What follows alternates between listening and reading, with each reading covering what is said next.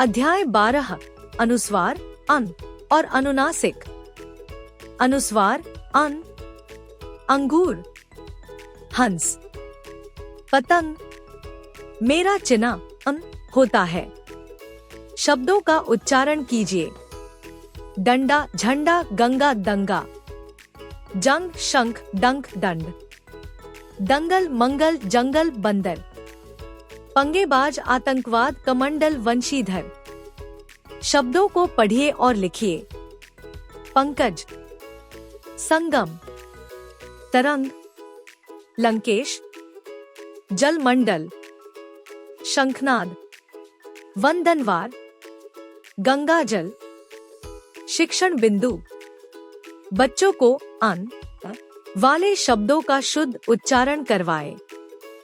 बच्चों को बताएं कि अनुस्वार अन का उच्चारण नासिका की सहायता से होता है।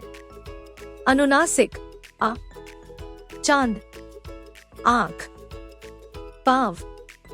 मेरे चिन्ह को चंद्र बिंदु भी कहते हैं। शब्दों का उच्चारण कीजिए। दांत, कांच, जांच, सांच। आंगन, आंचल, महंगा, अंधेरा। अंगूठा, बांसुरी, आंवला, बांटना। तितलियां, दवाइयां, बधाइयां, गहराइयां। शब्दों को पढ़िए और लिखिए।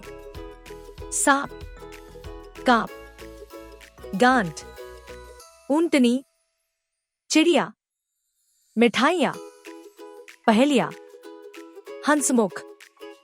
शिक्षण बिंदु। बच्चों को अनुनासिक चंद्र बिंदु आ वाले शब्दों का शुद्ध उच्चारण करवाएं। बच्चों को अनुस्वार तथा अनुनासिक में क्या अंतर है बताएं। अनुनासिक आ का उच्चारण नाक और मुंह दोनों की सहायता से होता है।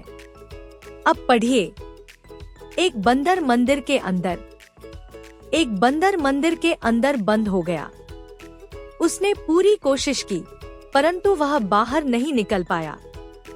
वह थककर भगवान की मूर्ति के पास पहुंच गया।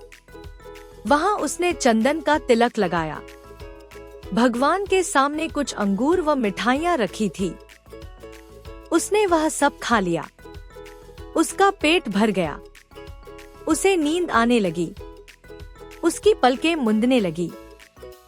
अचानक उसकी आंखों के सामने मंदिर का घंटा आ गया। उसने सोचा इसे बजाने से कोई मंदिर का दरवाजा खोलकर अंदर आएगा। वह रात के अंधेरे का लाभ उठाकर भाग जाएगा।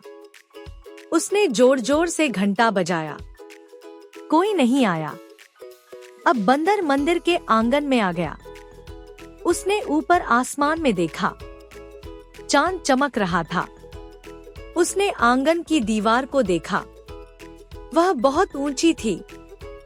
अचानक उसने चांद की चांदनी में दीवार पर कुछ लटका देखा। उसे लगा कि वह रस्सी है।